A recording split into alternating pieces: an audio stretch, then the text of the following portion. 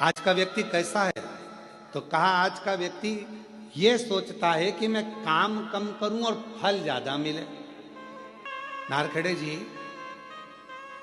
आपने भी बड़ी मेहनत करी होगी, पाटिल जी आपने भी बड़ी मेहनत करी होगी, और जितने यहाँ पर मेरे भाई बैठे हैं, जितने भी भाऊ बैठे हुए हैं, मैं आपसे निवेदन करूं, आपने भी अपनी जिंदगी में बहुत मेहनत करी होगी, पर जो मेहनत से मिला वो टिकता है, जो तुरंत आया वो तुरंत चले जाता है।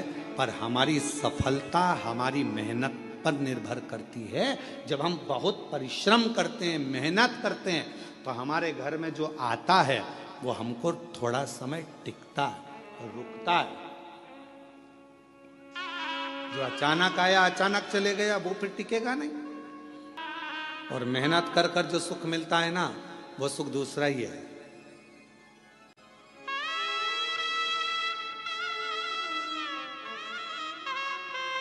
जब हम छोटे थे तो 2 रुपए की किराए की साइकिल मिलती थी, इतनी बड़ी छोटी सी।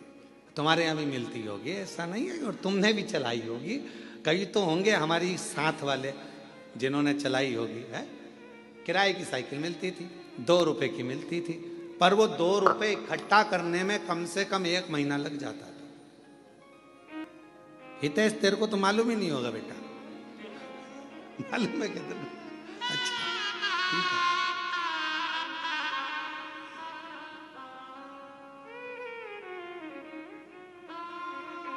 वो 2 रुपए इकट्ठे करने में 1 महीना टूट जाता था। भगवान हमारी मौसी को भेज दो, भगवान हमारे मामा को भेज दो, भगवान हमारी बुआ को भेज दो। जब ये सब आती थी, 5 पैसे, 10 पैसे, 15 पैसे, 25 पैसे जब देकर जाती थी, और वो 2 रुपया जिस दिन इकट्ठा होता था, उस दिन सुबह से गायब होते थे। साइकिल लेते थे छोटी वाली, और कभी कभी किस्मत ऐसी होती थी कि वो साइकिल ऐसी मिलती थी जिसकी चेन बार बार उतर जाती थी। और साइकिल लेके अब बताओ, साइकिल वाले की साइकिल दम अपनी लग रही है, मेहनत अपनी हो रही है, घूम अपन रहे हैं, और सब देख रहे हैं, और यहाँ भगा वहां भगा, हाँप रहे, पर वो टाइम देख रहे, 5 बजे देना है वापस। 5 बजे ही निकल पहुंचते थे, बिल्कुल लगे लगाए समय पर, एकदम 5 बजने वाला, तब अपन पहुंच के वो साइकिल देकर आते थे। तब तक पूरे थक जाते थे, एकदम चला कर वो 2 रुपए पूरे वसूल कर लेते थे। और फिर मम्मी पूछती थी, बेटा वो देकर गई थी 15 पैसे, 10 पैसे, 20 पैसे, 25 पैसे, तो उसकी तो मैं साइकिल चलाए आया, क्या मिला तुझे? तो मम्मी बहुत मजा आया, आनंद आया, खुशी मिली, आनंद मिला। इतनी मेहनत जो करी है ना, तो ये मेहनत कर कर जो सुख मिला है, उसकी आगे सब शून्य है, सब शून्य। और कभी कभी जो मेहनत के बिना मेहनत के मिल जाता, तब वो कहीं ना कहीं गिर जाता था। एक बार हुआ ऐसा हमारे साथ भी, तुम्हारे साथ भी हुआ होगा। नवरात्रे का समय था, नमक चौराहे पर बैठी माता जी हमारे सीहोर में, और नमक चौराहे पर माता जी बैठी, और माता जी बैठी तो वहाँ पर एक स्टेज बना, स्टेज पे साबुन रखा, पाउडर का डब्बा रखा, और नहाने का साबुन, कपड़े धोने का साबुन, सरफ की थैली, और वहाँ ले जाके खड़ा कर दिया। 10 पैसे दो और 10 रिंग फेंको। तुमने भी फेंके होंगे ऐसे गोले गोले रिंग।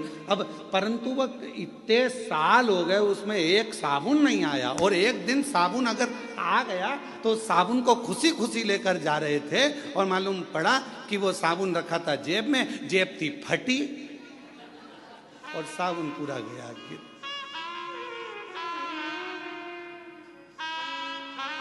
तो जो मेहनत से मिला वो टिका, और जो मेहनत से नहीं मिला वो हाथ से खिसक गया।